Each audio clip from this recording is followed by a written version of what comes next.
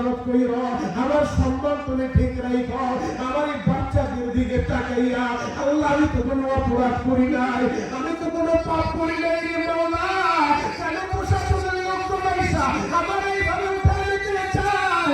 এবার মহিলা প্রশাসনের লোকদের সাথে মসজিদের নববীর দিকে যাইতেছে গো বাবা, এক পা দুই পা করে সামনের দিকে আগায়। মসজিদে নববীর ভিতরে সাহাবায়ে সবাই থরথর করে কাঁপে, না জানি আজকে কি বিচার হয়ে যায়, না জানি আজকে কার গর্দান হয়ে যায়, আহারে কি বিচারই না জানো হবে।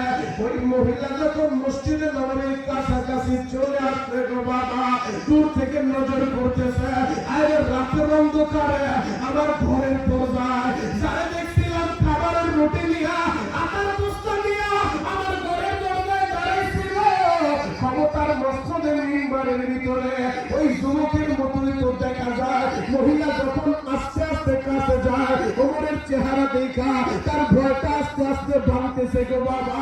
কাছাকাছি গিয়ে দেখে আরে ক্ষমতার মসজিদে নববীর মিম্বারে অন্য কেউ বসান না, অর্ধজাহানের শাসক আমিরুল মুমিনিন হযরত ওমর সিরাতের অন্ধকারে নিজের মাথায় আটার বস্তা নিয়ে আমার দরবারে খাবার পৌঁছায়